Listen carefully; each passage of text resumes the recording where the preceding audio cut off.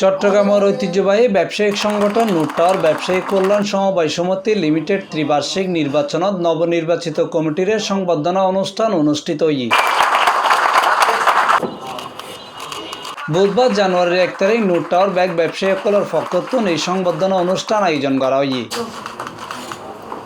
বর্ণাঢ্য আয়োজনের মধ্য দিয়ে অতিথিসকলের ফুল দিয়ে বরণ করে লইয়ে এই সময় নূর টাওয়ার ল্যান্ড ওনার ব্যবসায়ী সমিতির পরিচালক কার্যকারী ব্যবসায়ী কল্যাণ সমিতি মার্কেটর ব্যাগ ব্যবসায়ী ও কর্মচারীসকল লইয়ে এক মিলন মেলায় পরিণত হই।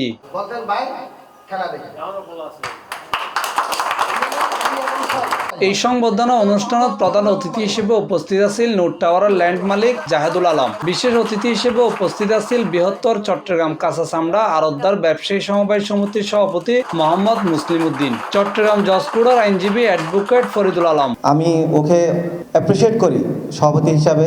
আশা করতেছি আপনাদের আশা আকাঙ্ক্ষা নিয়ে আপনারা ওনাকে ভোট দিয়েছেন, সেই আশা আকাঙ্ক্ষা আপনাদের পূরণ করবে। নবনির্বাচিত কমিটির নিকট ব্যবসায়ী এবং ভোটার ভাইদের অনেক প্রত্যাশা আছে। আপনারা নবনির্বাচিত কমিটি সবাই এই সমিতির উন্নয়ন এবং উন্নতির জন্য সবাই ব্যবসায়ী এবং কমিটি একসাথে মিলে কাজ করবেন। সুখে দুঃখে কিভাবে আপনাদের পাশে থাকতে পারি, আপনাদের যখন প্রয়োজন হবে রাত 1টা 2টা 3টা যার যখন সমস্যা হবে ইনশাল্লাহ আমার মোবাইল একটা ফোন দিবেন, ইনশাল্লাহ আপনারা আমাকে পাশে পাবেন সবসময়।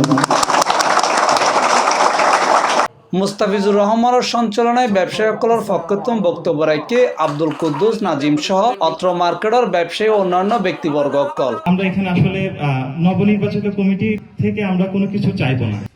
এজন্যই বলছি যে আমরা যখন নির্বাচন করেছি আমরা দেখেছি যে আমরা দুইটা দলে বিভক্ত হয়ে গেছিলাম, যেহেতু এখানে অনেক নির্বাচন করার জন্য দাঁড়িয়েছিলেন, তো এখানের মধ্যে পক্ষ বিপক্ষ হয়ে গেছে। এখন নির্বাচিত যখন কমিটি আছে একটা ট্রেডিশন হয়ে গেছে, তাইলে এখন নির্বাচন হতেই হবে।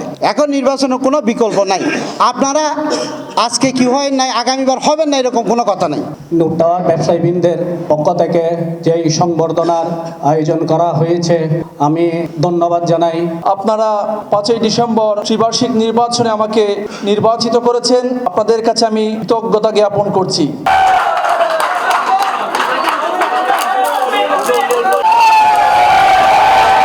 Mohammad Nizamuddin Tipu, C+ TV, Chittagong.